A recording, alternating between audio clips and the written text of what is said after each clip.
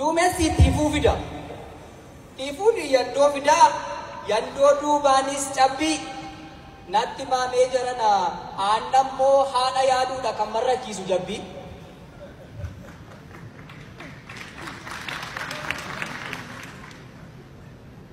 Qoraanoo abidda kenne abiddi immoo deebi'ee akkamiin daaraa kenne bakka garaa hin jirutti miilla riifatan jenne.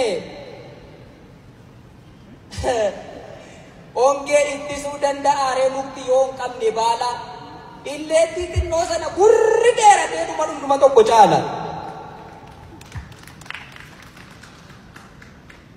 Yoo harkatti keesse malee jetteen siin galu akkatti abiddi gubdu isa taa'ee ilaaluuf immoo itittuun iyyuu dhamasa oolaan dhufu. Abbaa argetu beeka ciniinnaa qurxummii fi qarriffaa naacha hamaa garuu inni doonii yaabee cees inni bishaan daakee cees lachuu cee jedhama. Egaa tututtuqqaan qotisaa bungulloo lafaa kaasaa tututtuqqaan aarii dubbii immoo aarii namatti kaasaa kan garaa taa'u yoo taa'es maal abbaasaa asfaaltiin deemne miti qoraattii isaa dandeenye mucuca isaa dandeenye waan dhaaf lafatu beeka akkamitti akkas geenye sababa eenyummaa keenyaan otuun hojjetii yakka gidiraa nu targine jaarraa tokkoof walakka gaaffii mirgaa gaafannaan deebiin raxaasa taate dacheen kun nuttaa imturee falmaan keenyaa meeqa allaattiin akka nyaate tokkoon lakkooftee kan dirra isheerra jiru ciccitaa fooniif lafee dacheen kun nuttaa imtu meeqatuu manaa bayaa kan deebi'ee nafe ani tarii yoon baay'ise ani tarii yoon sobe dachee kana gaafadhaa reef dhiiga qeerroo meeqaatu daandii irratti akka coba. Cunqursaa abbaa irree hidhaa bu'a dandeenye nuumni jakkeennaa miti gatii kaffallee as geenye. Waanjoo kaayyoo gabrummaa hin ta'u jedhee biyyee gumaata Oromoon taasisetti Itoophiyaa guutuudhaaf boqonnaa haaraa fide.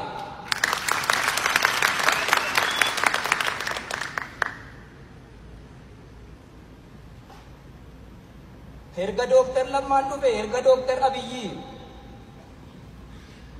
itti dabalaan qabu sakalee sadeen gaddaarra jijjiirameera biyyi.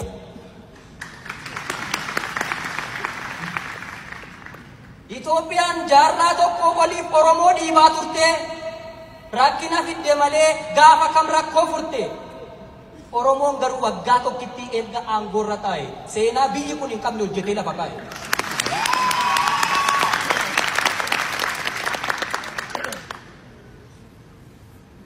Akkanu amilee amnee abdiis kun nu gochaa maraatuun tokko waan baay'ee nuun jedheera wantuu namne kan jecha isaan barii abidda sanyummaa irratti warra kaayii waadanii yoo biyya diiguu malee biyya jaaruu yaadanii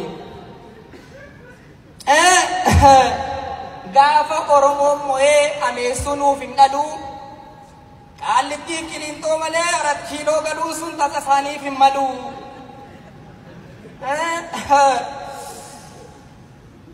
Ni badni ni gancaati biyyi kun biyyan taatu.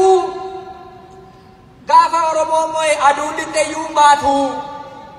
Ni jaraana ni iyya jamaan kun qullaa buusaa. Gaafa Oromoo mo'e waraabu guyyaa yuusaa. Waanuma nuun jedhanii Otuma mammaakanii katab jennee achaas baanee biyya manca'uu geesseef utubaa dhugaatan. Dukkanni itti naanna'ee obomboleettiin itti ursee bubbeen itti kaakkisee Itoophiyaa jibuudhaan mataan lafa ga'eeru Oromoo tolkaachise. Gadaan keenya jaalala, gadaan keenya nagaadha. Hojjennee itti agarsiifne addunyaa nurra gaadha. Daandii haqarra deemna nuyi wagguuf siinqee qabannee duruma durii isaayyuu aammachuuf jiksuu malee diiguuf jiksuu hin baranne.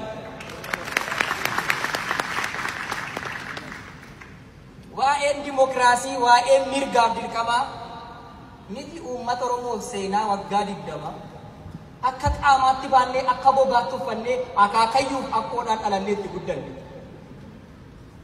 Kanaaf qeerroon uummata wajjin irree tokkummaan ka'ee sabaaf sablammii hundaafuu gaachana dhugaa ta'e. barreen gaddaa yoo kana bar Itoophiyaaf Eertiraan diina dhamataa walitti baatu baran ammoo fira buddeena wajjin nyaatu. Barreen gaddaa yoo kana warri daangaarra jiru yoon du'ees lubbuu koo maari jedhee waaqa isaatiif sagada barana kun hin jiru eebbee saarrii fe'atee asmaraatti nagada. Atuntuutti dhageetiif ganaa bokka fo'atta Finfinneetti wal fuudhi achi immoo ani muunii kennisi waatti godhatta. Dhataa dubbii kaleessaa kan UN dadhabe kan jaarsummaan dadhabe ilma abbaa gadaa dhannaan tarree galuu jalqabe. Tulluun tibbaan ijaarame nagaaf jaalalaan jigee waggaa 20 booda abbaan alasaa arge. Waggaa tokko dura barii yeroo qilleensi amaa namni tajaajila bishaan qulqulluu gaafannaan bishaan aayilaandiidhaan qaban askaalaatti dhama. Baay'inni nama mana hidhaa jiru akkuma cirracha lagamu gorkeessaa yakki waan fedhaa ta'u imanni shororkeessaa abbaa carraa qofaadha bakka hidhamee bahee kan amma qabu keessa. Sabaaf sablammii wajjin Oromoon qabsoo godhee biyyarraa kaasee hadhaa erga barreen gaddaatii gatiin biisaa rakaseera warra suuqii gaafadha. Sudaan, Jibuutii, Keeniyaa, Saudi Arabiyaa keessatti fira gaafatu qabe warra akka waan biyyan qabneetti abdiin amileen cabe. Du'aniiru moo jiru jedhee warra ollaan gaafatu warra maatiinis boonyu irra deemee funaanee xiyyaara mataa isaatiin kan fidee dhufe eenyu.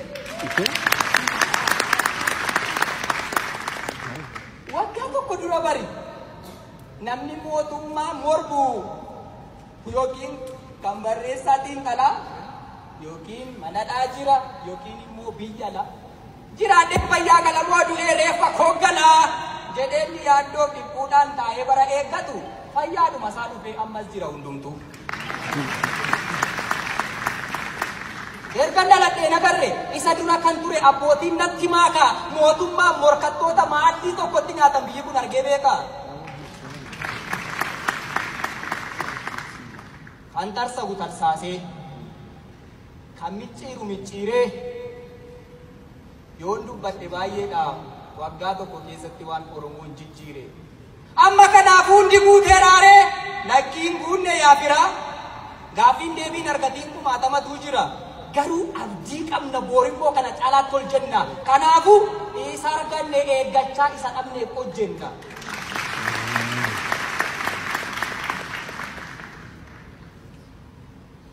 Jijjiirama kana xiqqeessinee deensa kana tuffannee olii gadi nu taallu huccuu ofittummaa uffanne miila lama qabaannee muka lama yaabbannaa. Akka feete ta'ii jennaan biyya abbaa qabu irratti maabara addaa dhaabbannaa.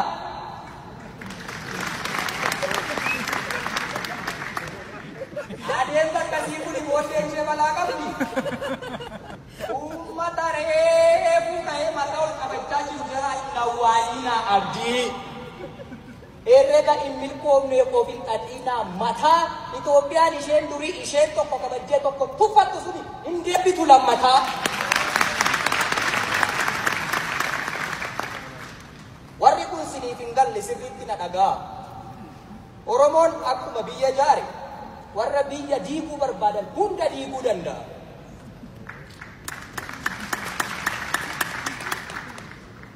Gaaffiin komiin jiraannaani kabajumaan gaafadhaa akka deebu taasisa. Oromoos ta'e hooggantoota isaa arrabaan dhoqqee dibuun garuu gatii nama baasisa. Itoophiyaa aadaa tokko, Itoophiyaa afaan tokko, Itoophiyaa amantii tokko moo sichi abjuudha abjuu qullaa waan qabnu wal kabanyee eenyummaa walii eegnee kabajaa wajjin bulla.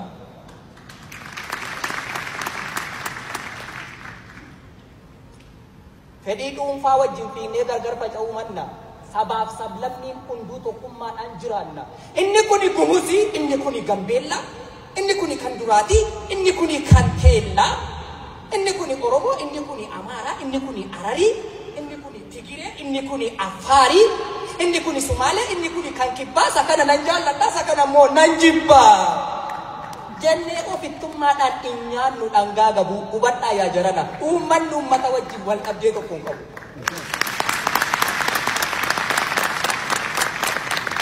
Biyya kana diiguudha, biyya kana mancaasuudha, filannoon sanaan alaa irra deebi'een jedha. Kan nu baasu tokkummaadha, kan nu baasu jaalala.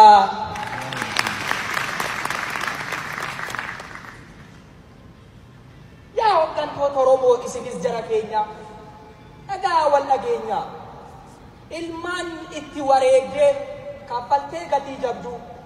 Oromiyaan sakaanii furmaata taatee ofii rakkachuun qabdu. Gooftaan keenya uummataa jettaniittu kaleessa gaaffii uummanni gaafatu kan Oromiyaa keessa gadi taa'aa dubbadhaa hojjedhaa nuuf sirreessa. Inni tokko moggaan dhabee dhugaa koon dhabe jedhee oduu dhagaa mukattaasa'u jijjiiramni jalqabe kun bakka yaadame hin ga'u.